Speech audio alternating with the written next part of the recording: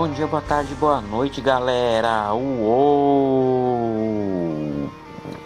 Continuando. Organização do trabalho e mobilidade social. Trabalho e capitalismo. Não é possível falar de trabalho sem mencionar capitalismo em sociologia.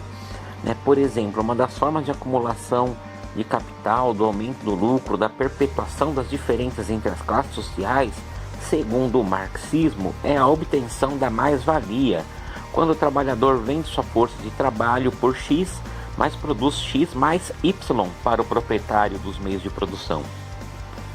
Para o teórico alemão, o Karl Marx, a mais-valia perpetuaria a desigualdade social e impediria a mobilidade social, ou seja, o patrão ficaria sempre como rico e o operário, o empregado, sempre como pobre, ou seja, não haveria mudanças. Para outros teóricos, a mobilidade social estaria na possibilidade de ascensão social que o trabalho proporciona por mérito, a chamada meritocracia. O Benjamin Franklin, um dos líderes da independência dos Estados Unidos, dizia que tempo é dinheiro. Isso é uma das ideias da ética do trabalho, que foi analisada pelo Max Weber no seu livro A Ética Protestante e o Espírito do Capitalismo. O engenheiro mecânico Frederick Taylor, ele aplicou essa máxima do Franklin e criou o Taylorismo, um sistema de administração científica do trabalho produtivo, com ênfase na produtividade, que estabelece a completa divisão de função entre os trabalhadores. Então o Taylorismo foi aplicado nas fábricas. Então, à medida que o capitalismo se transformava e a conjuntura socioeconômica exigia, novos sistemas de adaptação, de administração foram criados. O Fordismo e o Toyotismo foram os principais da história recente, possuindo um sentido comum: racionalizar a exploração da força de trabalho, seja ela física, seja intelectual, para otimizar a obtenção do lucro. Muitos sociólogos demonstraram que a organização do trabalho, assim sistematizada, reflete na organização social em classes. A contrapartida oferecida aos trabalhadores por sua posição inferior é a possibilidade de mais consumo e a promessa de mobilidade social pela pretensa via do mérito. As duas promessas são vitais para a manutenção do capitalismo, Ou seja, o cara vai trabalhar, que um dia ele vai alcançar, um dia ele vai conseguir consumir, um dia ele vai conseguir ser rico também, mas isso nunca vai acontecer. A dinâmica do trabalho como uma engrenagem e do trabalhador como uma das peças integrantes do aparato produtivo, na qual o ser humano se torna mais objeto de sua rotina, foi ironizada pelo Charles Chaplin no filme Tempos Modernos. O modo como esse tipo de organização do trabalho se reflete na sociedade dirigida para o consumo foi bem representado nesses documentários, conhecidos como Koyaanisqatsi e Powhatan-Qatsi, que foram lançados nos Estados Unidos em 82, e em 88. As primeiras promessas de mobilidade social do capitalismo foram feitas aos camponeses que vinham para as cidades. Esse processo de industrialização exigia mão de obra, e os camponeses vinham para as cidades, que prometiam que nas cidades eles iam ganhar mais, iam ter um trabalho assalariado, que a vida de quem trabalhava nas fábricas era melhor, comparado ao mundo do campo, que o cara seria sempre a mesma coisa. Numa fábrica ele poderia ter promoções, subir de cargo. Os sindicatos e os movimentos grevistas, sob a influência de socialistas e anarquistas, conseguiram diminuir parte das condições horríveis de trabalho que os trabalhadores eram submetidos. Os sindicatos reivindicavam leis que protegessem da completa exploração. Os operários do meado do século XVIII trabalhavam muito precariamente. Aquela que é considerada a primeira lei trabalhista, a Moral and Health Act, foi estabelecida na Inglaterra e fixava o trabalho infantil em 12 horas diárias. Os alunos reclamam de ter que estudar algumas horas por dia. Se eles vivessem naquela época, teriam que trabalhar 12 horas por dia. Trabalho braçal pesado. Mesmo sendo uma lei de 1802, não era sempre respeitada no início da Revolução Industrial. Então é possível imaginar quantas horas, se uma criança trabalhava 12, quantas horas um adulto, homem ou mulher, trabalhavam, né? Em quais condições? Sabemos que o Marx e o Engels denunciavam a existência de duas classes antagônicas, os burgueses e os proletários, ou palavrinha difícil. No entanto, o conflito ia além, né, do qual já tratamos. Existe outra relação de antagonismos entre os países centrais, que são os países ricos, né, basicamente Europa, Estados Unidos, China e Japão, e periféricos, né? Essa divisão se traduz em problemas para a classe trabalhadora. Como as transnacionais têm seu organograma funcionários dos diferentes países onde atuam, a situação desigual dos direitos trabalhistas e as perspectivas de deslocamento de uma região para outra podem afetar garantias legais e os vínculos de solidariedade de classe, como veremos adiante. É aquela coisa, o cara que trabalha na unidade japonesa de uma determinada empresa, ele ganha muito mais do que numa unidade chinesa, que pode ganhar muito mais do que numa unidade africana, né? Vocês pegam, por exemplo, a Nintendo. A Nintendo, ela é japonesa e tem fábrica na China. Os funcionários do Japão ganham muito mais do que da China. Aí já tem a barreira, que os japoneses não conseguem se comunicar com os chineses, né? Porque a língua é diferente. Então isso vai desunindo os trabalhadores por diversas questões. Bom, o capitalismo está presente atualmente em quase todos os países. É um sistema de produção de riquezas que visa lucro. Nele, a exploração do trabalho também se submete a essa premissa, e o Marx identificou ao descrever a mais-valia.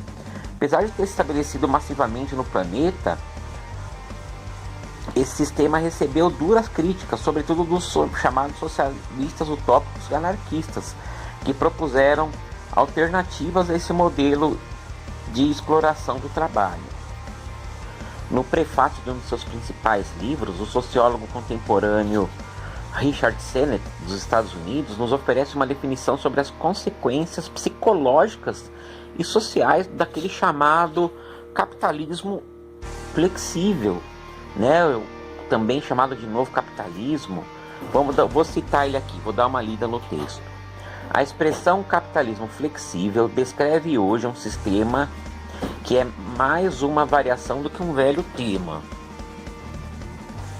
Enfatiza-se a flexibilidade. Atacam-se as normas rígidas da burocracia e também os males da rotina cega.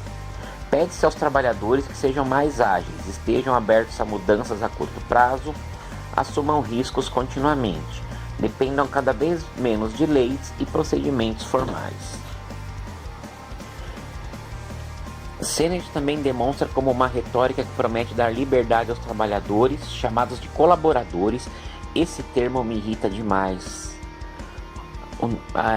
Você vai no supermercado, o cara trabalha, fica o dia inteiro trabalhando e o mercado fala: consulte os nossos colaboradores. Ninguém está colaborando, você está trabalhando. É uma relação de trabalho, não é de colaboração. Por propor normas menos rígidas, né? Então o Sennett, ele vai demonstrar isso, né? É uma liberdade, você não é trabalhador, você é um colaborador, né? Você está colaborando, quando na verdade está em trabalhos que são ininterruptos, são instáveis, são irregulares, né? São de uma sociedade de risco, né? De uma vida líquida, como dizia o Bauman. Essa globalização é um processo que começou há séculos, mas se aprofundou nas últimas décadas, né? Essas transformações capitalistas das fábricas da era da informação foram necessárias para a manutenção do sistema e para a criação e superação de crises, e elas potencializam o lucro, ao mesmo tempo que aprofundam as desigualdades. Não é esse novo espírito do capitalismo que está na base do que observamos contemporaneamente no cotidiano das empresas de bens e serviços, né? Existem pouquíssimas pessoas no mundo com grande riqueza, né? 8 homens no topo mais alto da pirâmide social têm a mesma riqueza que os bens de metade do planeta. 8 homens com a riqueza de metade do planeta, 3,6 bilhões de pessoas. É um absurdo, né? Ao verificar a biografia e o ramo de atuação desses 8 detentores, a gente vê que as áreas deles são mercado financeiro, que não gera emprego para ninguém, telecomunicações e tecnologia da informação. São setores dominantes na economia global e são setores que precisam de pouquíssima gente para trabalhar. E mesmo assim as pessoas que trabalham têm que se submeter a uma flexibilização das leis trabalhistas, né? São, como regra, esses empreendimentos, eles implementam incentivos aos funcionários mais produtivos, né? Que são aqueles que não conseguem diferenciar o tempo de descanso e lazer do tempo de produção. Por quê? Porque o cara trabalha em home office e se ele vai ganhar prêmio por produtividade, o que o cara vai fazer? O cara tá na casa dele, ele não dorme mais, ele fica até 1, 2 horas da manhã produzindo conteúdo, né? Ou quando ele trabalha no escritório para parecer que ele é um cara descolado, é um cara independente, vai ter academia de musculação, né? Vai ter festinha de vez em quando, vai ter videogame. Justamente na era em que os trabalhadores são super explorados, eles vão tendo uma ideia que eles não são explorados, que eles são empreendedores, né? Que eles são parceiros, né? Por exemplo, vocês pegam os motoristas do Uber, eles são empregados da Uber. Só que a Uber vende a ideia não, que eles são empreendedores, que eles são parceiros do Uber, né? É um absurdo, que o Uber só intermedia o contato entre o passageiro e o motorista. É um absurdo. Então essas mudanças no sistema de produção costumam ser repentinas, né? Quando não são as empresas que transferem de um lugar para o outro, com demissões e contratações em busca de regiões que ofereçam mão de obra mais barata. As condições de trabalho melhoraram dos primórdios da Revolução Industrial para os dias de hoje. Seria um anacronismo a gente fazer uma comparação com esse tipo, mas podemos nos perguntar quem que é o proletário de hoje, né? Hoje não é mais um proletário, é um cyberproletariado e o infoproletariado, né? Ou seja, o proletariado da era da informação. E aí a gente pega desde o operador de telemarketing ao analista de sistema que trabalha no home office, né? E vivem em comum a precarização do trabalho que a era da informação propicia, né? Tendo que essa galera da tecnologia da informação, muitas vezes ela acha que ela é rica, que ela tem muito dinheiro, e isso é parcialmente verdade, né? Porque ela tem muito dinheiro, mas ela não tem segurança, né? Porque a própria tecnologia não garante segurança para ninguém, né? A própria tecnologia garante que hoje é você que faz o trabalho para ela, amanhã é um cara da Índia que custa 1/3 do seu serviço para prestar serviço para a empresa. Complicado, né? Então, hoje você ganha bem, daqui 2 anos o seu emprego pode ser passado para alguém que acha muito bom ganhar 1/5 do seu salário. Complicado, né? Então, o mundo globalizado, o mundo conectado, tá uma situação muito difícil para os trabalhadores. Tudo bem, galera? Responda as perguntinhas do formulário. Uou!